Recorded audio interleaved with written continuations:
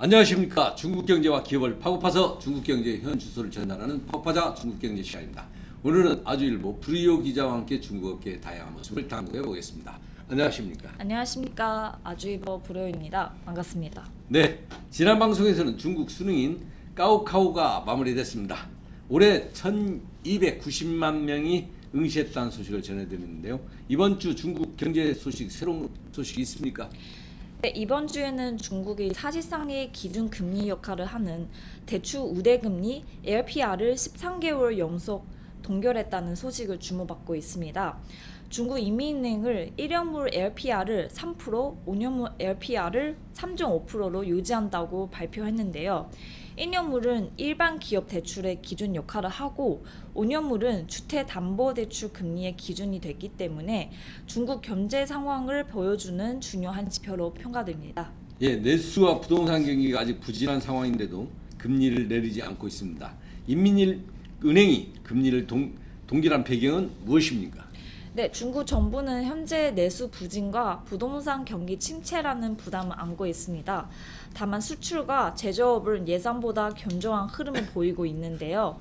이런 상황에서 당국은 추가 금리 인하로 경기 부양에 나서기보다는 일단 전체 여력을 아끼면 시장 상황을 지켜보겠다는 입장으로 해석됩니다. 시장에서는 올해 하반기 내수가 계속 부진할 경우 연중 1% 수준의 추가 금리 인하가 나올 수 있다는 전망도 제기되고 있습니다. 결국 중국 경제는 수출과 제조업이 버티고 있지만 소비와 부동산은 여전히 회복세가 더딘 상황이라고 볼 수 있겠습니다. 이런 변화가 기업들의 전략에도 적지 않은 영향을 미칠 것으로 보입니다. 이상으로서 이번 주 중국 경제 소식을 전해드렸고 지금부터는 중국 기업을 소개할 시간인데 오늘 소개할 기업은 어떤 기업입니까?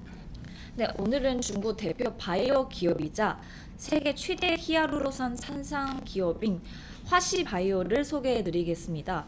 2000년 설립된 화시바이오는 히알루론산 원료 사업을 기반으로 성장했고 현재는 의료 미용과 기능성 화장품, 헬스케어 분야까지 사업을 확장하며 중국 대표 바이오 기업으로 성장했습니다. 히알루론산이라고 하면 한국 소비자들에게도 익숙한 성분인데요.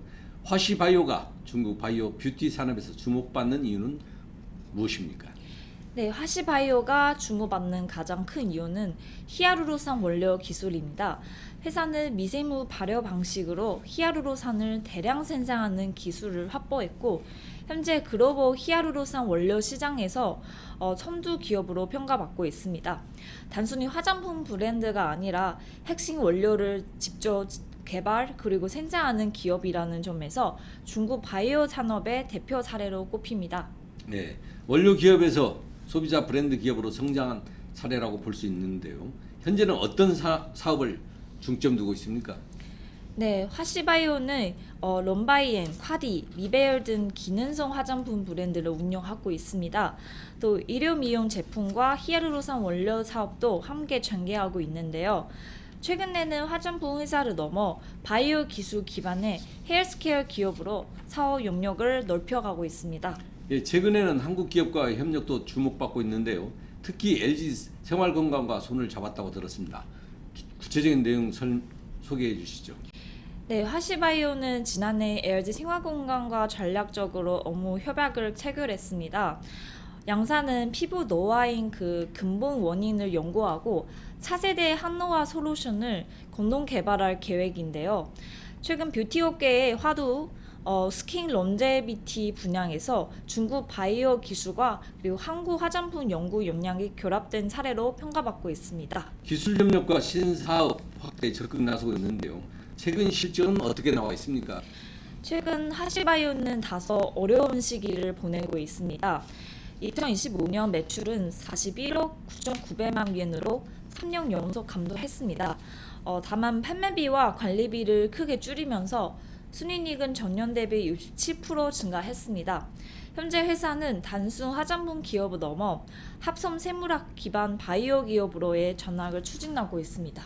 매출은 줄고 이익은 늘어난 점이 눈에 띄는데요. 특히 기능성 화장품 사업이 부진했던 이유는 어디에 있다고 보십니까?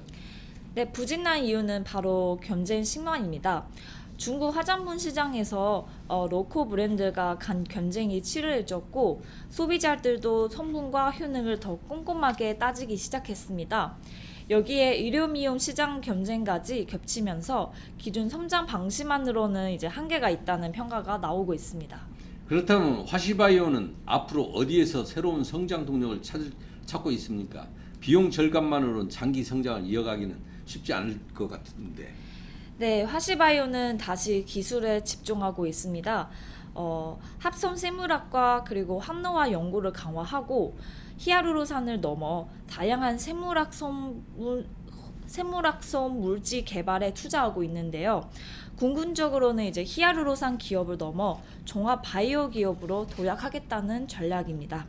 오늘은 세계 최대의 히알루론산 생산 기업인 화시바이오에 대해 알아봤습니다. 중국 뷰티 산업이 기술 중심으로 재편되는 가운데 화시바이오가 히알루론산 기업을 넘어 종합 바이오 기업으로 자리매김할 수 있을지 주목됩니다. 오늘 방송은 여기까지입니다. 네, 궁금하시거나 알고 싶은 중국 기업이 있다면 아래 댓글로 남겨주세요. 마지막으로 구독, 좋아요, 알림 설정 부탁드립니다. 감사합니다.